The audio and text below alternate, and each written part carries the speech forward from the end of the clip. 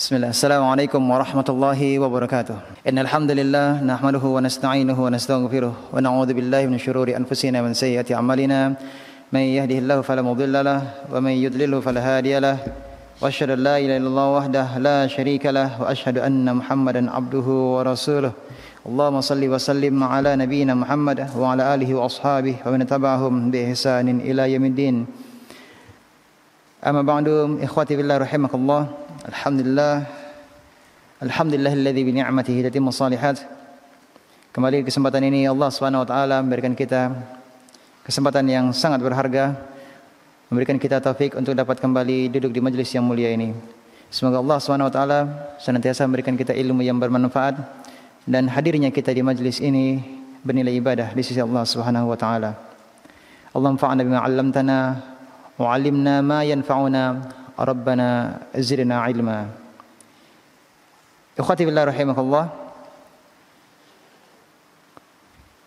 Pembahasan kita pada kesempatan ini adalah pembahasan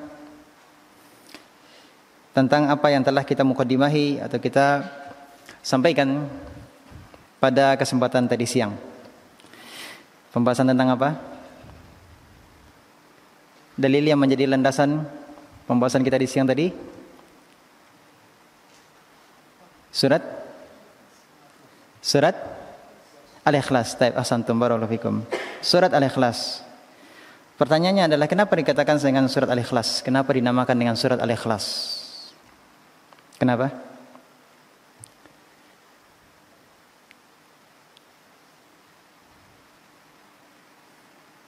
Ada yang jawab silakan.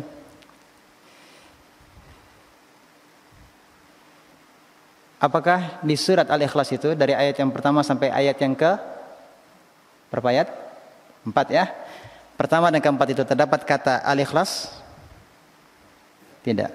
Kalau An-Nas ada, Al-Falaq ada. Al-Baqarah? Al-Baqarah? Di surah Al-Baqarah ada kata Al-Baqarah? Hah? Kok ragu? Ada enggak kata Al-Baqarah di surah Al-Baqarah? Ada. Kata Al-Ikhlas di surat Al-Ikhlas ada atau tidak? Tidak ada. Dari mana datangnya penamaan Al-Ikhlas? Kenapa? Apa artinya Al-Ikhlas? Ya? Ridho. Ya? Tauhid kepada Allah. Taib Hasan. Dari kata khulusa, artinya murni. Ikhlas artinya pemurnian. Pemurnian apa?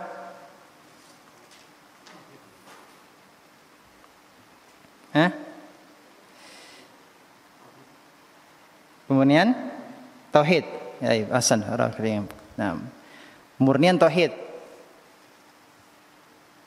Semua kandungan surat Al-Ikhlas dari awal sampai akhir bercerita tentang apa? Isinya tentang apa? Kandungannya tentang apa? Tentang tauhid. Tentang sifat-sifat Allah. Tentang sifat-sifat Rabb. Makanya tadi dikatakan bahwa sebab nuzul surah Al-Ikhlas itu kenapa? Karena ada orang musyrikin yang bertanya kepada Rasulullah SAW. Apa pertanyaannya?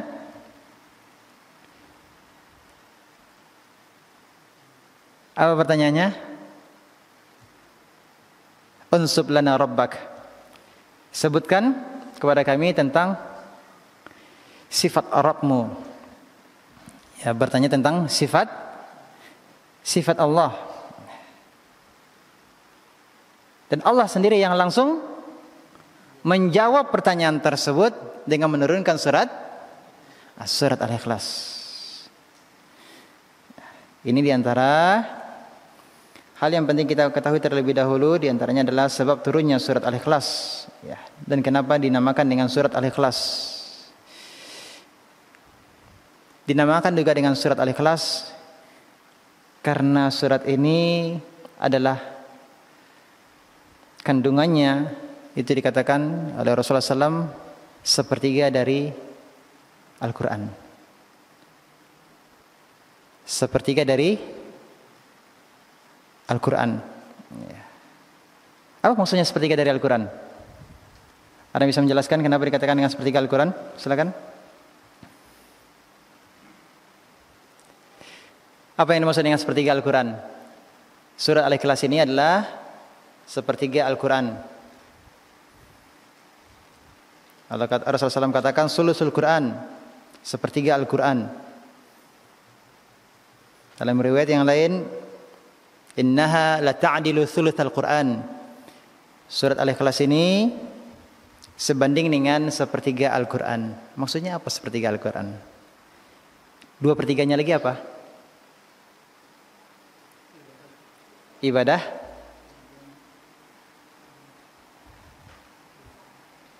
Ibadah muamalah. Jadi ibadah muamalah, kemudian tauhid. Ibadah muamalah tauhid. Barakallahu fik. Yang lain?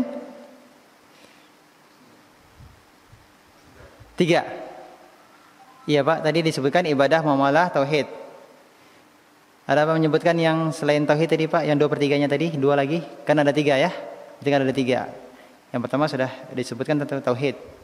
Yang 2 lagi, apakah sama? Ibadah dan muamalah ataukah ada yang lain?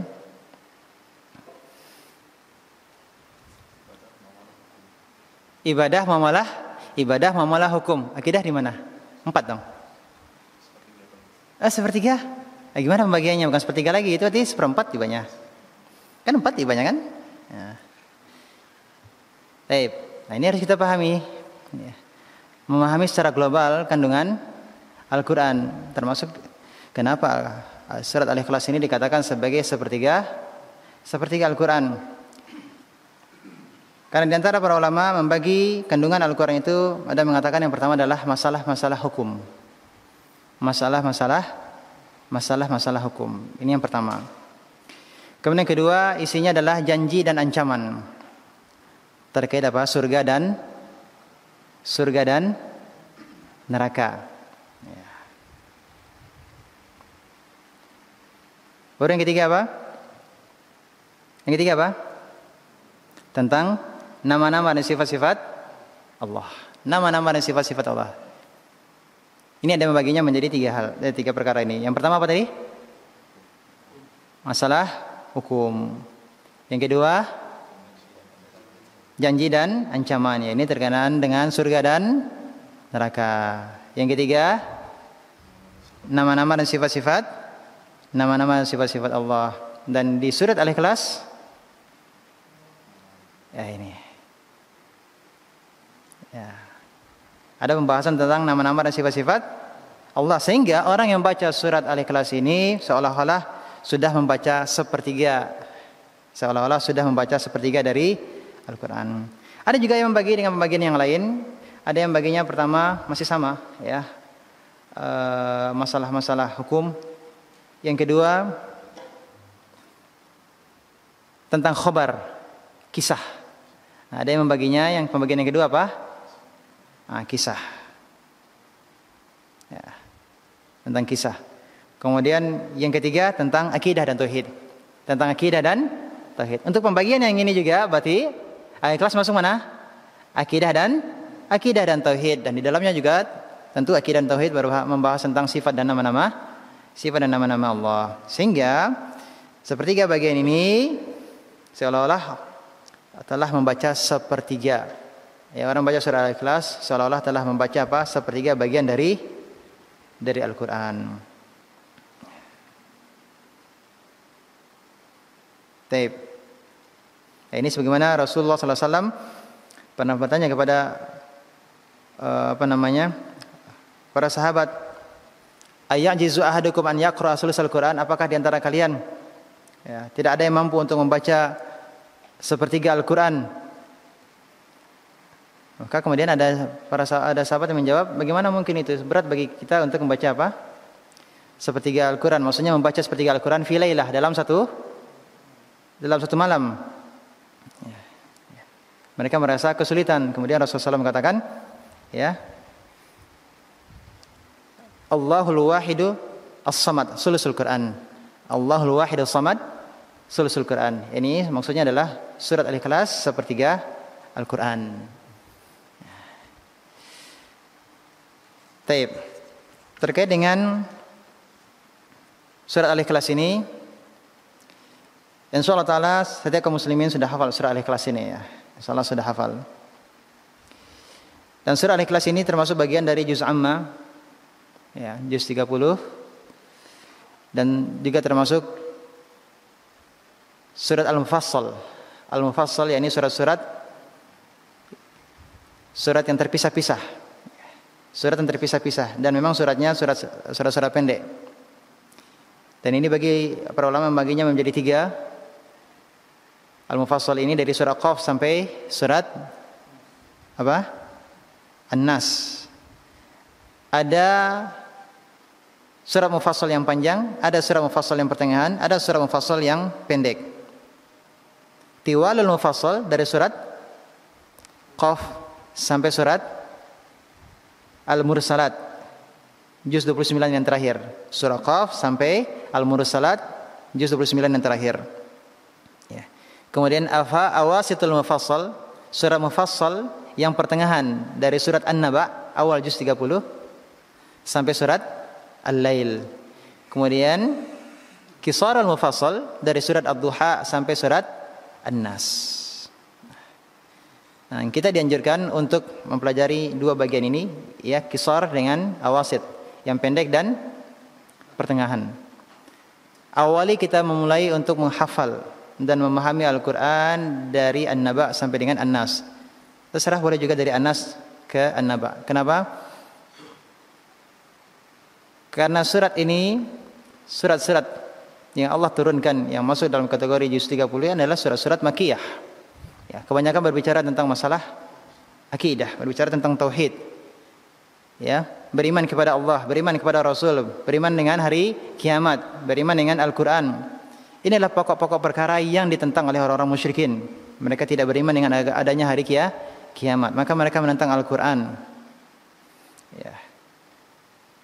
Ya, maka mereka menghujat Rasulullah SAW karena Rasulullah SAW menyampaikan Al-Quran. Kalau Al-Quran berbicara tentang apa? Tentang hari kiamat, tentang hari kebangkitan. Ya. Maka para ulama ya memberikan nasihat, kita diusahakan untuk bisa menghafal juz yang 30 ini. Juz 30 ini diusahakan.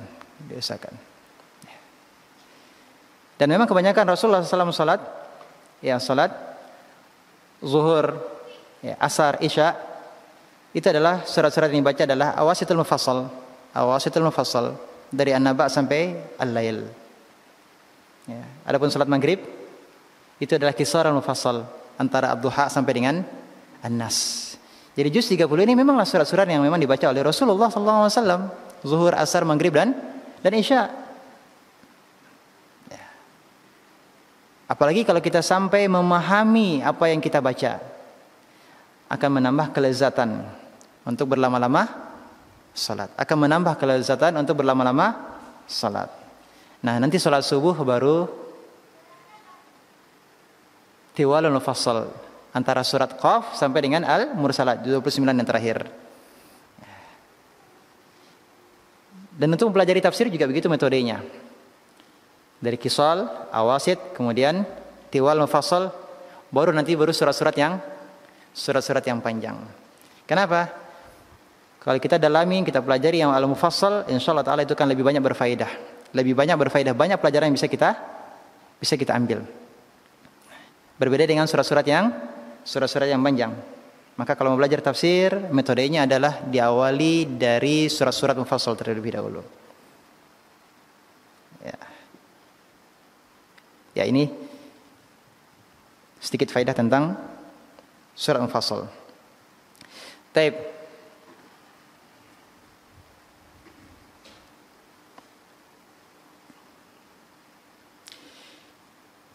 Jadi sudah disebutkan tadi bahwa surah Al-Ikhlas, karena memang surat ini murni berbicara tentang sifat-sifat Allah. Ya, khalis artinya murni, ikhlas arti pemurnian. Memang surat ini berbicara tentang apa? Murni berbicara tentang sifat-sifat Allah. Dan sebab nuzulnya tadi ada yang bertanya, unsub lana rabbak, jelaskan tentang kami, tentang sifat Rabbmu. Maka keempat ayat ini berbicara tentang apa? Tentang sifat-sifat Rabb. Kalau ada salah satu dari sifat ini tidak ada, maka tidak bisa dikatakan sebagai Rabb. Yang pertama apa tadi? Sudah dibahas di siang tadi.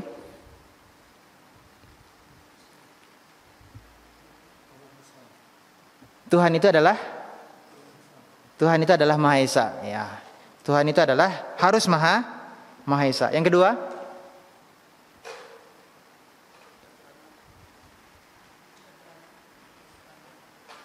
itu yang ketiga. Yang kedua, Tuhan itu tidak membutuhkan siapapun. Tuhan itu tidak membutuhkan siapapun. Dan makhluk pasti membutuhkan Tuhan. Ini yang kedua. Diambil dari ayat apa? Allahus Samad. Apa artinya Allahus Samad? Tempat bergantung, ya. Tempat meminta segala sesuatu, ya. Tempat meminta segala sesuatu, atau Allah adalah Tuhan yang bergantung kepadanya segala sesuatu. Tuhan yang bergantung kepadanya segala sesuatu, ya. Jadi sifat Tuhan yang kedua adalah apa? Tidak membutuhkan siapapun. Yang ketiga, tidak beranak dan tidak pula diperanakkan, ya. Yang keempat, tidak ada yang serupa dengannya. Nah, ini keempat sifat yang harus ada keseluruhannya. Kalau tidak ada satunya, berarti tidak bisa dikatakan sebagai Tuhan. Ya, silakan bandingkan dengan agama-agama yang lain, ya, sebut saja Tuhan mereka siapa. Tidak akan memenuhi syarat, ya, tidak akan memenuhi syarat. Ya. Baik. Kemudian ikhwati fillah rahimakumullah, kita mendapati surat Al-Ikhlas ini sering banyak dibaca oleh Rasulullah sallallahu alaihi wasallam. Dalam beberapa kesempatan dibaca oleh Rasulullah SAW dalam beberapa kesempatan. Terkadang dibaca bersama dengan surat Al-Kafirun. Terkadang dibaca dengan surat Muawwidzatain, Al-Falaq dan An-Nas. Coba tolong sebutkan kapan surat Al-Ikhlas dibaca bersama dengan Al-Kafirun. Ada yang tahu?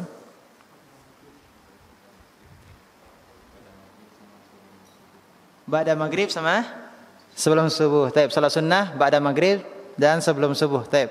Ahsan. Yang lain?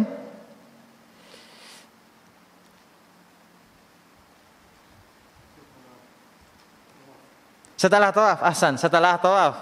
Jadi setelah tawaf 7 kali putaran, kemudian setelah itu salat sunnah setelah tawaf. Apa yang kita baca di belakang makam Ibrahim? Salat 2 rakaat kan?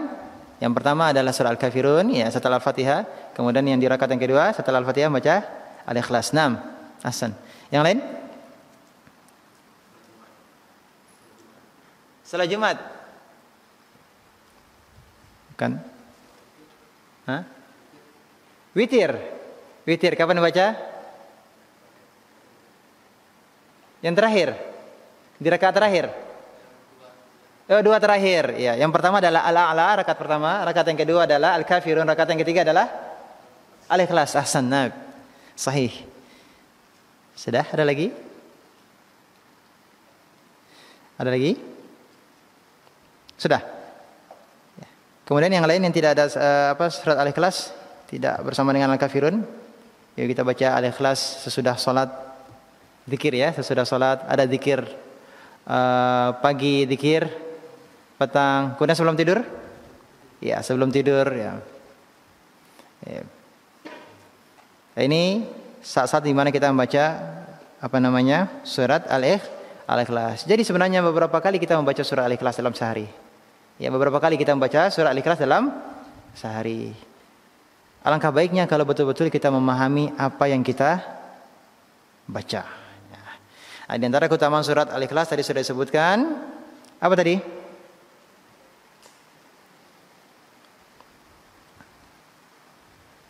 Seolah-olah dia seperti apa? Sepertiga. Ya, sepertiga dari Al-Quran. Ya, senilai dengan sepertiga Al-Quran. Dari sisi apa? Dari sisi kandungannya. Bukan berarti orang membaca ikhlas, surat Al-Ikhlas, ya, 3 kali berarti dia sudah khatam Al-Quran. Ya. Namun maksudnya di sini adalah sepertiga Al-Quran adalah dari sisi kandungannya. Kalau ada orang sholat, dia membaca surat Al-Ikhlas tanpa Al-Fatihah, baca Al-Ikhlas 3 kali tanpa Al-Fatihah, sah sholatnya? Tidak sah sholatnya. Ya. Tidak sah, tidak sah sholatnya. Baik, kemudian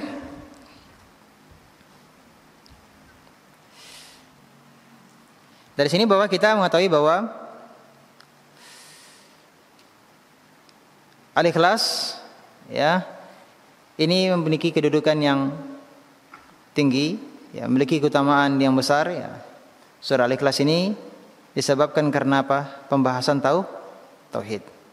Disebabkan pembahasan tauhid.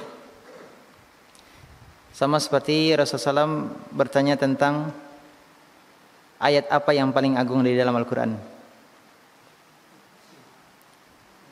Ayat kursi. Ahsan, barakallahu fiik. Ya.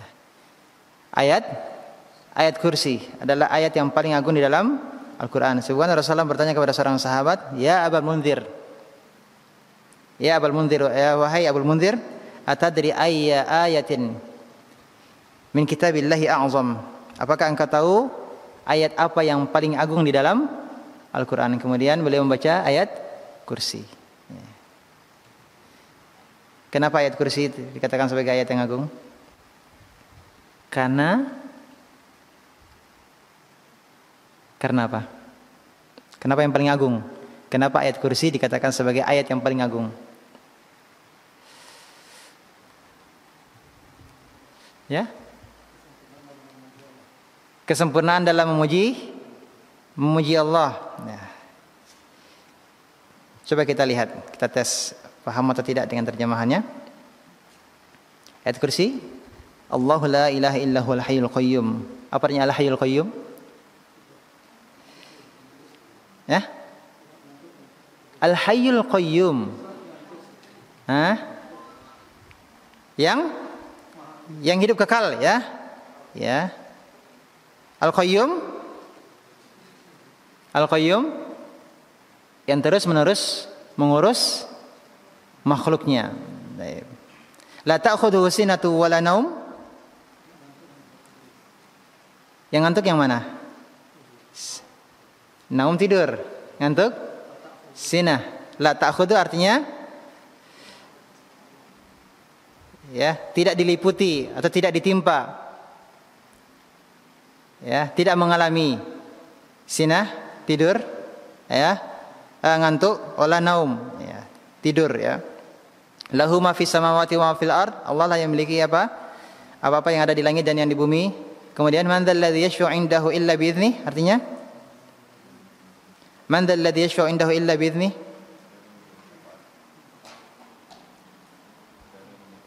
Tidak ada yang bisa memberikan syafaat kecuali dengan izin Allah. Ya, coba kita perhatikan, ya, ayat-ayat per ayatnya, ya, potongan-potongan ayatnya. Kemudian, ya'lamu ma baina aydihim wa ma khalfahum. Mengetahui apa? Ma baina aydihim wa ma khalfahum.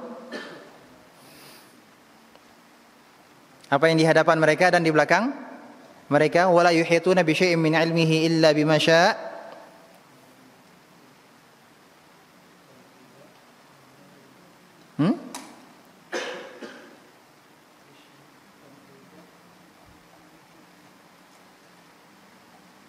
Silakan, baca.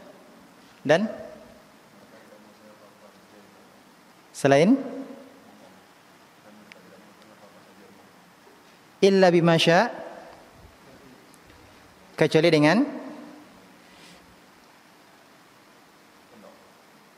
apa yang dikehendaki oleh Allah. Ya, kemudian berbicara tentang kursi. Wasi'a kursiyyuhu samawati wal ardh wa la ya'uduhu hifdzuhuma wa huwal 'aliyyul 'azim. Ini semuanya berbicara tentang Allah. Berbicara tentang Allah. Oleh karenanya Ayat kursi dikatakan sebagai a'zamu ayah, ayat yang paling agung, ya. Al-Ikhlas juga, ya. Demikian juga surat demikian juga surat Al-Fatihah, ya. Berbicara juga tentang masalah berbicara tentang masalah tauhid. Taib, ikhwati billah rahimakumullah. Qul huwallahu ahad. Katakanlah huwa, dia Allahu ahad, dialah Allah yang Maha Esa. Allah Maha Esa dalam hal apa? Ada rububiyah, dalam rububiyahnya, dalam uluhiyahnya, dalam al-asma was sifat. Najia TV, meniti jalan selamat.